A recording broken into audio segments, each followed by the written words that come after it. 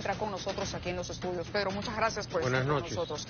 El señor Otárola ya no va a presentarse en el Congreso porque su renuncia ya lo exime de todas las invitaciones que habían cursado los parlamentarios para que aclare la situación. Pero ¿cómo queda el gobierno de Dina Boluarte?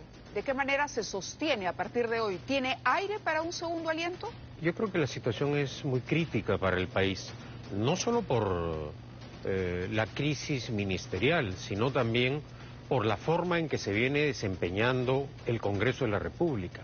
Acá hay dos corresponsables de esta gravísima situación que, hay que decirlo claramente, amenaza permanentemente el orden democrático y constitucional del país. Ciertamente, por ejemplo, los actos, hay que decirlo claramente, de encubrimiento de conductas delictivas en el Congreso, la ineptitud, la ineficiencia, la improvisación, la irresponsabilidad del gobierno, encima con estos escándalos de corrupción, claro, lo único este que han hecho... propone una reflexión particularísima, porque probablemente si no conocíamos de esos audios, hoy no estaríamos hablando de la crisis. Pero a partir del domingo, ¿cómo cambia el escenario? La pregunta concreta es, ¿tiene aire Dina Boluarte? ¿Junto al Congreso o sin el Congreso? ¿Tiene Yo creo aire? que hay que hacer una revisión de lo que ha venido ocurriendo desde que accede al poder el golpista y corrupto Castillo. Cerca de 500.000 de peruanos se han ido del país. 22.400 millones de dólares en fuga de capitales, la más alta de nuestra historia republicana. Estas cifras reflejan el proceso de deterioro del país en el ámbito económico y en el ámbito constitucional, es decir, un golpe de Estado efímero, escándalos permanentes que vulneran el orden constitucional, ahora el intento de asaltar la Junta Nacional de Justicia de un parlamento que, reitero, impúdicamente encubre actos ilícitos y pretende destituir a los miembros de la Junta Nacional de Justicia por aplicar un criterio jurídico. Correcto. Entonces, acá lo grave es que nos estamos acostumbrando el avance de la corrupción y que la lucha contra la corrupción sea selectiva y que desde el Congreso solo se dirija... Correcto. Se ha denunciado un complot y además se habla de un conflicto, de una suerte de medición de fuerzas entre quienes estaban con Otárola y quienes están con Nicanor Boluarte. Digo quienes estaban porque Otárola sale del escenario.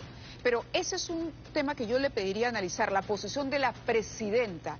¿Tiene, repito la pregunta, aire la señora Boluarte para continuar como presidenta de la República o qué debería hacer? ¿Qué premier debería elegir en este momento si ella quiere finalmente llegar hasta 2026? Es que, Mávila, el problema es la presidenta Boluarte. Estamos apreciando que esta alta rotación de ministros no soluciona los problemas. La inexperiencia gubernativa, la falta de una defensa del orden constitucional, porque hay que decirlo claramente, cuando el Congreso amenaza, vulnera el orden constitucional, la presidenta, que tiene la obligación de defender el orden constitucional, no dice se nada calla. Y no ha dicho nada ahora tampoco. Es peor, exactamente, y es peor. Es una presidenta que se vende como democrática, pero no da cuenta de sus actos. Correcto, la ¿A presidenta usted le gustaría, debería, por ejemplo, sí, entrevistar a la presidenta Boluarte? Pero por supuesto, y ella Y no da entonces, ¿por qué la presidenta huye de la prensa, no da conferencias de prensa? No es, pues, una auténtica presidenta si no que cumple con su rol constitucional. Gonzalo Banda decía, más temprano en otra entrevista decía, bueno, lo que tocaría es que la presidenta renuncie y convoque elecciones, porque esto es lo que debió haber sucedido cuando cayó Castillo, y sin embargo se extendió, pero casi con una fragilidad que era esperable que en algún momento tocara fondo, como hoy parece estar tocando. ¿Usted está de acuerdo? Pero es que la presidenta lo planteó ante el Congreso, pero ella no honró su palabra, ni tampoco el gobierno, y el Parlamento festejó. Hay que recordar, Mávila, que el Parlamento en un primer momento aprobó la reforma constitucional para el adelanto de las elecciones generales. Yo creo que la presidenta tiene que ser consciente de la gravedad de la crisis, de la afectación de la reputación internacional del país, y tendrá que considerar ella si es que renuncia o no al cargo, porque si ella renuncia al cargo, de manera inmediata asume la presidencia el presidente del Congreso con el propósito de adelantar las elecciones generales. En el escenario ideal, entonces, o en el escenario que vemos más próximo, ella va a intentar o va a tratar de llegar junto a las fuerzas políticas del Congreso. Ese ha sido el acuerdo tácito del que todos hemos hablado hasta 2026. ¿Cómo hacer para que el tiempo que falta para el nuevo proceso electoral sea un periodo de mayor calma? En fin, que haya una suerte de control de daños, si cabe, lo que ha ocurrido ahora. Se han hecho dos cambios importantes en el gabinete. El Ministerio de Energía y Minas, el Ministerio de Economía, parecen mejor encaminados, de acuerdo a los especialistas. ¿Quién debería entonces ahora asumir las riendas del gabinete? ¿Qué perfil? Se habla de Arana, se habla de Beatriz Merino, se habla de Jania Pérez de Cuellar. ¿Se le ocurre a usted algún nombre? Pero yo vuelvo a lo mismo, Mávila. El problema no es la persona que va a ocupar la presidencia del Consejo de Ministros. El problema es la presidenta Boluarte. ¿Y qué cosa le dice al país la presidenta Boluarte? Pero la decisión de a quién pone la presidenta es de la presidenta Boluarte, sin duda. Y la presidenta Boluarte tiene que dar la cara al país. No podemos tener una presidenta que tenga estos hábitos y esta conducta antidemocrática. Entonces, el empoderamiento de la presidenta es fundamental, en primer lugar, pero sus elecciones hablan también por la presidenta.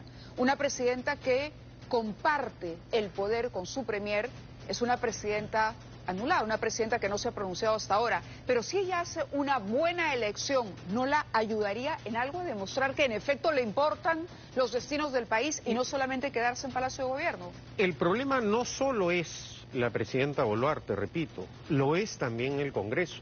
Si tenemos un Congreso que aplica la lógica jurídica, que la fuerza bruta de los votos es la facultad que ellos tienen para destruir el marco constitucional, no podemos esperar mucho de este Congreso. Hoy lo que necesitamos es un premier.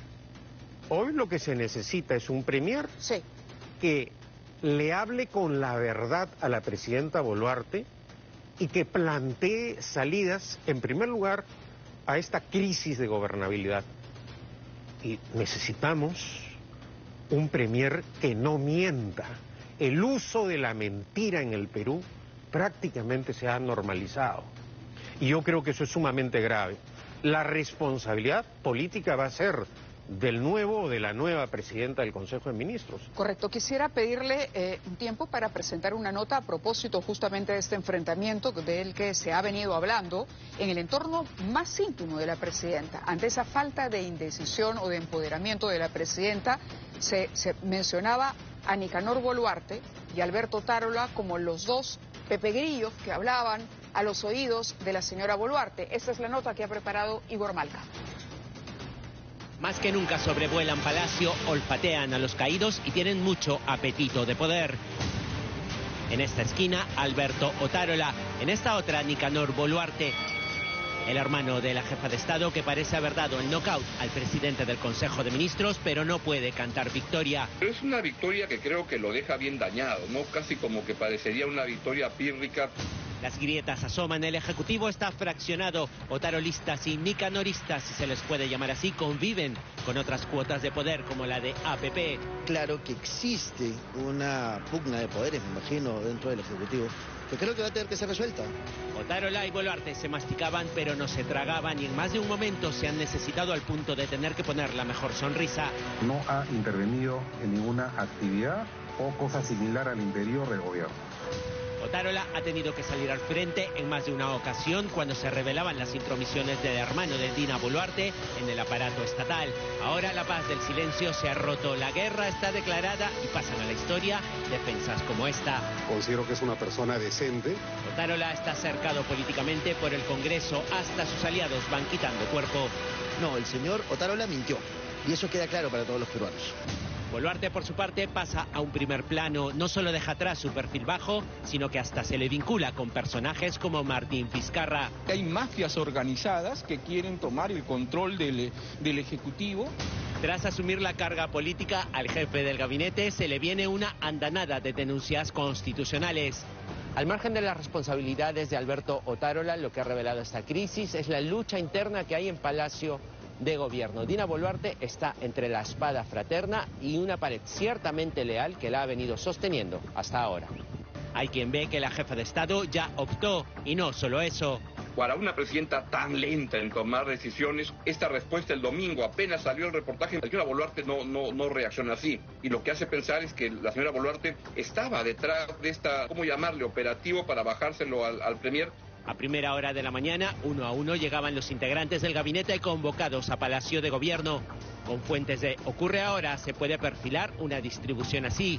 Entre los afines del hermano de la mandataria están los ministros Daniel Maurate, Eduardo Arana, Walter Astudillo, Rómulo Mucho, Miriam Ponce, Jennifer Contreras y Julio de Martini. Son familiares que tienen poder, que cumplen funciones, pero que no tienen representación oficial legal, como el caso de Nadine Heredia. No son funcionarios, pero hacen lo que les da la reverenda gana. Y sobre todo en el caso de él, que es más discreto, más sutil. Entre los cercanos a Otárola están José Arista, Víctor Torres y Juan Castro. Su inminente salida del Ejecutivo podría dar paso al inicio de hostilidades. Tiene mucha información y mucha sangre en el ojo. Y las dos te hacen un cóctel bien explosivo, ¿no? Entonces algo va a ocurrir. Pero también tiene acusaciones compartidas. Estaría por comenzar la era Nicanor. O sea, del agua mansa niégame Dios. Nadine Heredia era mucho más obvia, pero este señor pasa piola, pasa abajo. O sea, es mi hermano, pero no sé nada. La pugna de poderes distrae a quienes deberían tomar decisiones para solucionar el sinfín de problemas que tiene el país. Se daña así también la ya alicaída figura presidencial. La presidenta ha defendido a su hermano, ¿no?, en varias ocasiones, y el señor Otárola ahora se despide diciendo que el señor Nicanor no tiene nada que ver en esto, que tiene una muy buena relación. ¿Qué hay que hacer con el hermano de la presidenta? Bueno, hay que investigar. Y este Parlamento, a pesar de todas las denuncias, ha sido incapaz de formar, por ejemplo, o de constituir una comisión investigadora ante gravísimas denuncias en las cuales el señor Boluarte estaría usando el aparato del Estado y la infraestructura para organizar un partido político. Sin embargo, repito, este Parlamento incapaz no ha hecho nada. Tampoco creo o debe haber iniciado alguna indagación en la Fiscalía, pero en cualquier país, ¿no es cierto?, esto sería un escándalo. Como en cualquier país sería un escándalo la fuga de Cerrón. Como en cualquier país sería un escándalo el encubrimiento de actos delictivos, por ejemplo, del señor Becerril. Pero ¿qué podemos esperar de grupos parlamentarios como Fuerza Popular, que mantiene el criterio jurídico en el sentido de que Fujimori y Montesinos no cometieron delitos, sino errores? Correcto. Investigar a Nicanor Boluarte. Bueno, los parlamentarios se han expresado en ese sentido. Veremos si están decididos a investigar. Pero en cualquier caso, por parte de la presidenta, nuevamente, insisto, mientras ella sea presidenta, tiene una responsabilidad, Pedro. Claro que sí. En este momento, por ejemplo, las sospechas en torno a su hermano, ¿no debería zanjar con esa relación? Bueno, debería aclarar las cosas. Pero vemos que la presidenta no da cuenta de sus actos. Volvemos a lo mismo. La presidenta tiene que ser consciente de la gravedad de la crisis y de el contexto de ingobernabilidad. Este gobierno logró algo que era hace algunos años imprevisible, o nadie pensaba que iba a ocurrir, la recesión económica. Ahora este gobierno está logrando poner al país al borde del abismo. Estamos obligados nosotros, por lo tanto, a luchar para que esto no ocurra. De acuerdo, le agradezco mucho, Pedro Cateriano, que haya estado con nosotros esta noche comentando y analizando la situación crítica en la que nos encontramos una vez más. Vamos a ir a la pausa, pero vamos a regresar con más de este programa especial. Vamos a volver a los exteriores de Palacio de Gobierno y también estamos atentos a la salida de